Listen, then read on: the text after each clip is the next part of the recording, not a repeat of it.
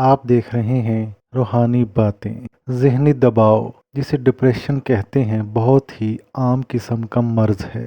Urologist سے لے کر سائیکیاٹرسٹ تک سب سے زیادہ اسی بیماری کے علاج میں مصروف ہیں، لیکن اگر دیکھا جائے تو مسلمانوں میں یہ بیماری بہت کم ہے، خصوصاً جن مسلمانوں کا دینی رجحان زیادہ ہے، ان میں یہ مرض تقریباً نہ ہونے کے برابر ہے۔ لہٰذا مغربی طبی ماہرین اس کی وجوہات جاننے کی کوشش میں مصروف ہیں۔ بقول ایک پروفیسر صاحب کے، میں کچھ عرصہ قبل فیصل آباد گیا تھا۔ وہاں پنجاب میڈیکل کالج کے سامنے ایک فزیو تھراپسٹ نے اپنا آفس کھولا تھا۔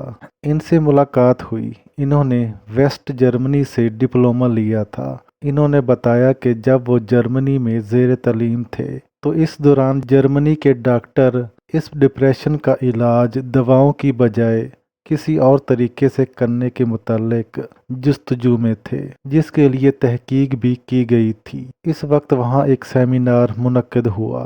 موضوع تھا ڈپریشن کا علاج بغیر دوا کے۔ اس دوران ایک ڈاکٹر نے سیمینار سے خطاب کرتے ہوئے کہا کہ انہوں نے ہر مریض کو 5 مرتبہ منہ دھونے کی ہدایات کر دی تو کچھ ماہ بعد ان کی بیماری میں کمی واقع ہوئی۔ ایک اور ڈاکٹر نے بھی دیگر کچھ مریضوں کو روزانہ 5 مرتبہ ہاتھ، منہ اور پاؤں دھلوانے شروع کر دیے تو انہیں بے حد فائدہ ہوا۔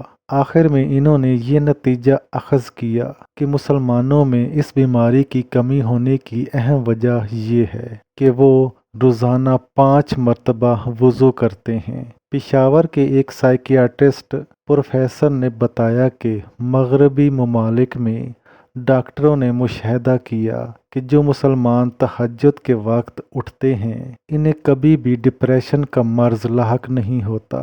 لہٰذا انہوں نے فیصلہ دیا کہ تہجد کے وقت اٹھنا ڈپریشن کا علاج ہے۔ پھر انہوں نے ڈپریشن کے مریضوں کو نصف رات کو جگا کر اپنے اپنے عقیدے کے مطابق عبادت کرنے کی ہدایت کی، جس کی وجہ سے انہیں بے حد فائدہ ہوا۔ مسواک کرنے سے بھی ہم بہت سے امراض اور خصوصاً ذہنی امراض سے محفوظ رہ سکتے ہیں۔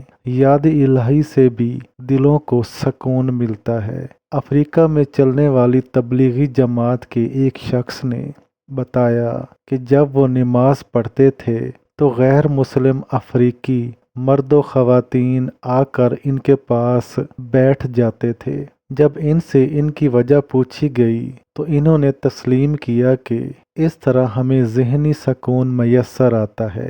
ایک مرتبہ جب جماعت جنگل میں نماز ادا کر رہی تھی تو آبادی کے عیسائی آ کر جماعت کے ساتھ کھڑے ہو گئے۔ وہ جماعت کے ساتھ رکوع اور سجدہ بھی کرتے رہے۔ جب جماعت نماز پڑھ چکی تو ان عیسائیوں سے نماز میں شامل ہونے کی وجہ پوچھی گئی تو انہوں نے بتایا کہ انہیں اس عمل سے دلی سکون حاصل ہوا اور ذہنی پریشانیاں دور ہو گئیں۔ انہوں نے مزید بتایا کہ جب آپ اذان دیتے ہیں تو اس وقت بھی ہمیں سکون ملتا ہے۔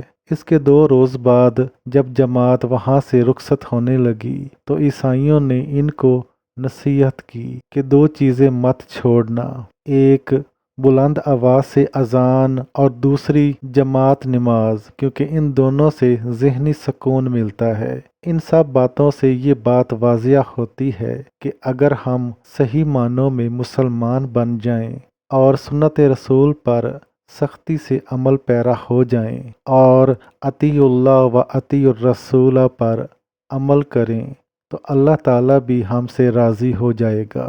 ہماری دنیا اور آخرت بھی سنور جائے گی اور ہماری جسمانی اور روحانی بیماریوں کا خاتمہ بھی ہو جائے گا۔ یہاں پر ایک بات خصوصاً ذہن میں رکھیں کہ صرف ڈپریشن کو دور کرنے کے لیے نماز نہ پڑھیں، بلکہ اللہ تعالیٰ کو راضی کرنے کے لیے پڑھیں۔ ڈپریشن تو سمجھ لیں کہ بونس میں ختم ہو جائے گا۔ آخر میں اللہ جل شانہ سے دعا ہے کہ ہمیں قرآن و سنت کے اصولوں کے مطابق زندگی گزارنے کی توفیق عطا فرمائے۔